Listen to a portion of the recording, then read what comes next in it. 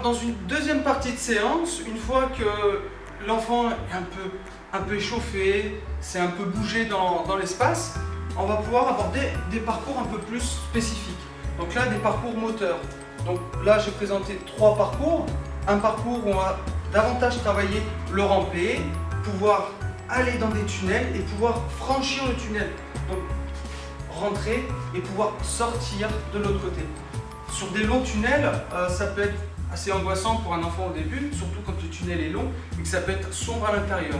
Donc là, le but va être de se mettre de l'autre côté et puis d'essayer de lui donner envie d'aller traverser ce tunnel avec une balle, avec des sourires, avec une chanson. Donc toujours garder en vue l'enfant qui va pouvoir s'engager dans le tunnel une première fois. Il peut avoir peur, eh bien tant pis, on va se mettre de l'autre côté et puis on va essayer de le faire venir, tout simplement. On ne va pas le pousser, on ne va pas le forcer. Donc là, après, on peut faire un deuxième parcours qui va être de travailler un peu les marches. Voilà, on va essayer d'y aller à son rythme. Donc l'enfant va pouvoir y aller à 4 pattes au début s'il ne se sent pas. Je vous rappelle, on a les enfants de 1 an à 3 ans. L'acquisition de la marche est en cours ou est acquise. Et là, va avoir besoin de renforcer un peu ses appuis. Donc forcément au début, l'enfant va pouvoir essayer d'y aller à 4 pattes.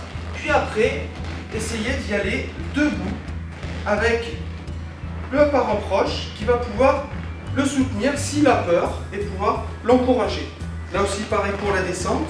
Si la descente peut être un peu angoissante, eh bien, on va y aller sur les fesses, tout simplement, y aller tout doucement. Donc là, c'est à petits pas qu'on va réussir après à faire le parcours entier et tout seul. Après, un troisième parcours où on va pouvoir tenter l'équilibre.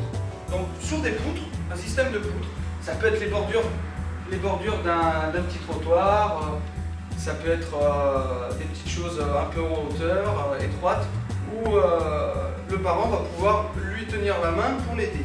Donc là, toujours pareil, hein, au début, ça peut être le 4 pattes, tout simplement, sur des modules un peu plus larges.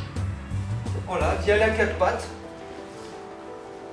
Et puis après, au fur et à mesure, pouvoir essayer de se redresser debout sur le module.